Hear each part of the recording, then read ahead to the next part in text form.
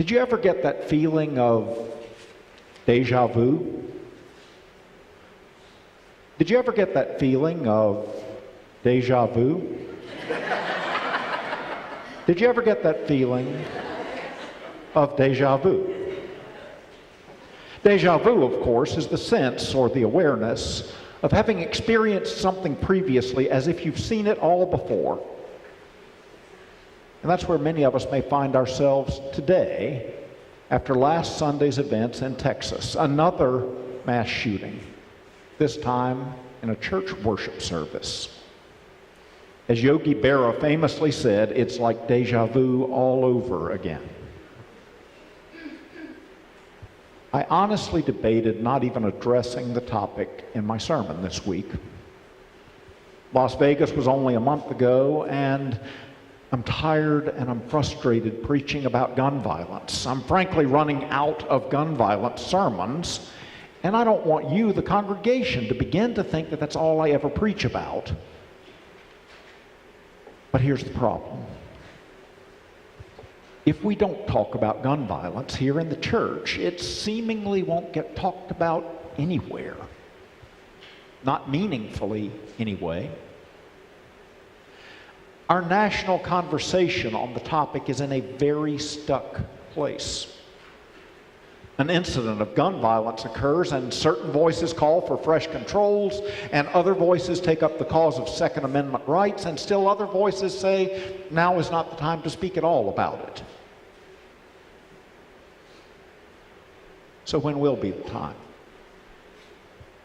To say now is not the time to speak about it is as much as to say there's not a very real problem with where we are. And thoughts and prayers, well, that's where the title for today's sermon arose. Thoughts and prayers have grown to feel like faith in action, like doing something that does nothing. This week, I read the parable of the Good Samaritan. You know the story. Jesus says, a man was going down from Jerusalem to Jericho and fell into the hands of robbers, who stripped him, beat him, and went away, leaving him half dead.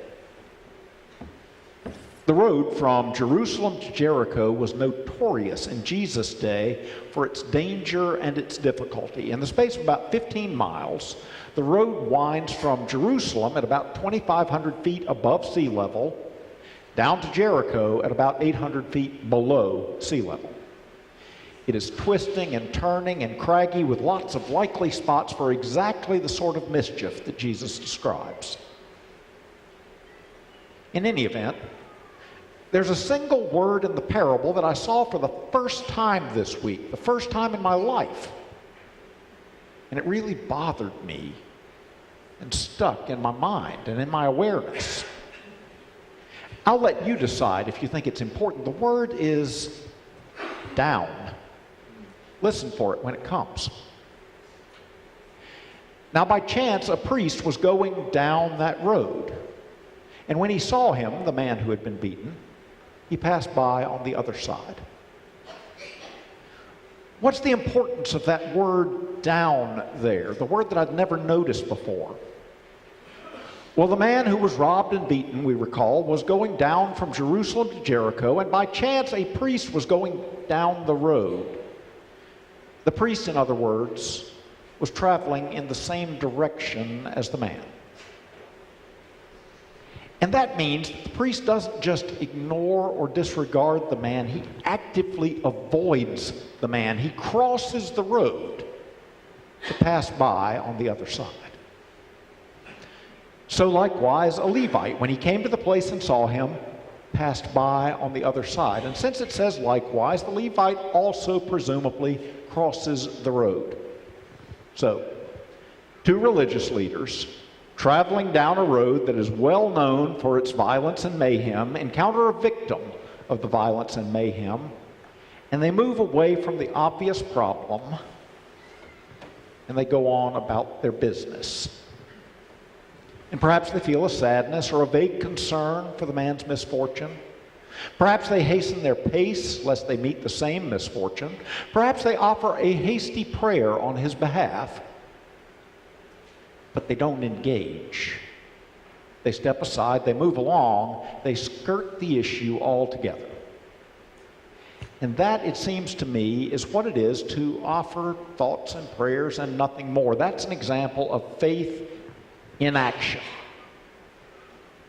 In contrast, Jesus offers up the example of the Good Samaritan, who encounters the same circumstance, the same problem, the same hurt as the priest and the Levite, but he engages the problem. Tends the beaten man's wounds, puts the man on his own animal, tends to the man for the night, and leaves 2 days of wages with the innkeeper to provide for the man's additional care, saying, "Take care of him, I'll be back, and if there are any other costs, I'll bear them too." And in contrast to the non-response or the thoughts and prayers of the priest and the Levite, that is faith in action. Not faith in action, but faith in action. And there is, it seems to me, a clear scriptural bias for a faith that moves beyond thoughts and prayers to meaningful action. That's what our second scripture lesson from James challenges. What good is it, my brothers and sisters, if you say that you have faith but do not have works? Can faith save you? If a brother or sister is naked and lacks daily food, and one of you says to them, "Go in peace, keep warm, and eat your fill," and yet you do not supply their bodily needs, what's the good of that? So faith by itself, if it has no works, is dead. It's the sort of faith described by the prophet Jeremiah when he says, "They have treated the wound of my people carelessly, saying, 'Peace, peace,' when there is no peace." That brings me back to the issue of gun violence then. I don't think we get the option of saying nothing or doing nothing. I don't think we get to say, "Peace, peace," when there is no peace. I think we have to do something. But what are we to do? Well, the first and obvious ministry is the one that's pointed out in the parable of the Good Samaritan. We offer the ministry of compassion and care and the binding of wounds. Wherever there is hurt, the church is called to be present, offering active care and comfort in grief and financial support in need, giving generously and unstintingly of our presence and of our resources. All of that is more meaningful than merely sending thoughts and prayers. But I'm challenged that even that is not sufficient. It's offering care for the symptom, but not treating the problem.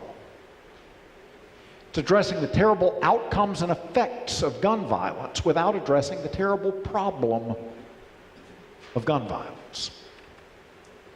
I don't want to overwork an example, but think back to the parable of the Good Samaritan. I mentioned that the Jericho road was a known problem. It means that people kept going down that same road again and again, not infrequently. People would encounter the same problem of violence and robbery and mayhem. It seems like if you want to make a real and lasting difference, you can't just help and comfort the victims of violence. It seems like you need to address the larger problem of the unsafe Jericho road. Likewise, societally, we keep going down and keep going down and keep going down the same road with the issue of gun violence. We keep having the same occurrences, we keep having the same results, we keep having the same conversations, and we keep hearing the same paralyzing arguments from opposing viewpoints. Or we say, now is not the time to talk about guns, and we don't talk at all. We need to address the larger problem here. But how? Even in this room, I suspect we have a broad spectrum of views. Well, I saw something this week that got me thinking about the church's role in gun violence discussion. It's another example of the strange way that my brain works, so stick with me a minute. What I saw was an old video of Lin-Manuel Miranda, he of Hamilton fame, performing on the children's educational TV show, The Electric Company. Many of you may have seen it too, since John Machado actually posted it on Facebook. In the video, Miranda sings, "Silent E is a ninja. The silent E, he will get you." And he goes on to show how the silent E changes hop into hope, or mop into mope, or cap into cape. And that got me thinking about the silent E, whose very presence in the conversation changes the conversation. And that got me wondering about the church's role in the gun violence discussion. Is it possible that our very presence in the conversation might change the conversation and might somehow begin to produce a different result? So what could we do to perhaps change the conversation? Well, one thing that we might do and model is beginning in a place where we can get everybody on the same side of the table. How do we do that? We can be very careful to make our conversations about gun violence. You'll note throughout the sermon that I've spoken of the problem of gun violence and not about the problem of guns. This is an important distinction because I think everyone, no matter their position on guns in general, can begin from a shared place of being opposed to gun violence. That is to say, the misuse of guns. And we can begin to have conversations about what causes guns to be misused. If we begin from that place, we can then move to the task of becoming more educated about the problem. There's a novel thought, becoming more educated about the problem instead of just reading opinion pieces that happen to match our own opinions, whatever they are, thus reinforcing our own previously held biases and assumptions. What if we were to study the issue of gun violence as a spiritual problem and a public health issue? We can press our representatives to allow and fund deeper and broader study by the Centers of Disease Control. We didn't begin to get a handle on the AIDS epidemic without conducting broad and detailed studies of AIDS itself. In what populations did it occur? How did it spread? What seemed to be commonalities among patients? What were its origins? Those are the sorts of national conversations that we need to begin to model and encourage and have about gun violence. What are the root causes of gun violence? When does it occur, and where does it occur, and how does it occur? What's the correlation between gun violence and perhaps domestic violence or abuse? Can you see that the very asking of those sorts of questions is lending a nuance to the discussion instead of just making it an up-down, left-right, pro-gun, anti-gun discussion? Perhaps as we become more educated as to the nuances of the problem, we can also begin to seek out conversation partners who have differing views than our own. And we can practice and we can model what it is to listen with the primary goal of understanding first, rather than with the primary goal of shouting down or rebutting. On Tuesday evening at our pub theology discussion, we talked as a group for over an hour about the problem of gun violence. As a group, we represented different backgrounds and different experiences with guns. We likely held different places on the political or theological spectrum, but we were able to talk with depth and without disrespect and without conflict. You know, when you can begin to talk with depth and without disrespect and without conflict, there's room for hearts and minds and opinions to be impacted and to be changed. That experience helped me to understand that before moving to solutions or to debates, seeking understanding is an important step.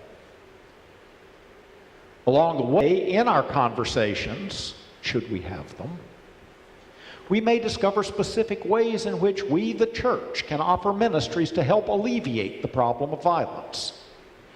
If our discussion and study leads us to discover that there's a correlation between gun violence and domestic abuse, for example, we can certainly become more active in ministries that shine light on and actively work against domestic violence.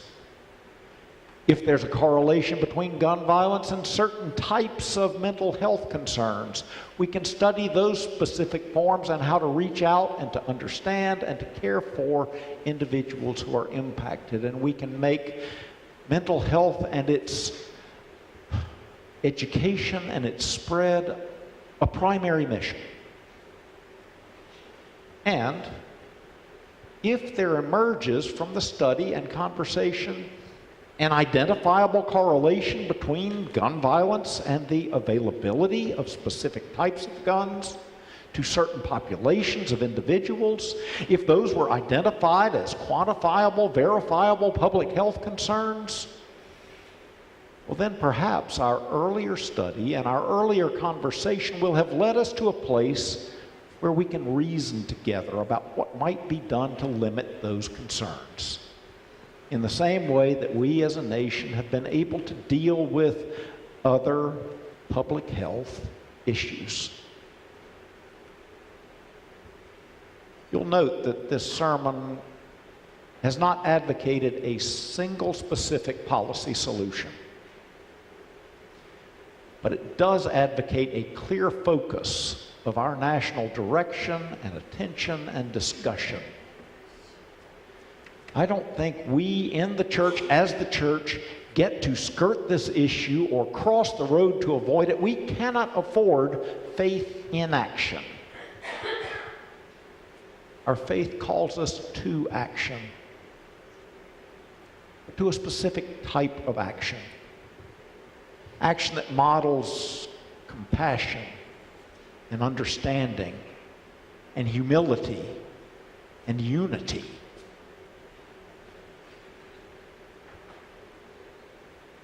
Now is not the time to talk about gun violence. That time is long past. But now is as good a time to begin as any. Amen.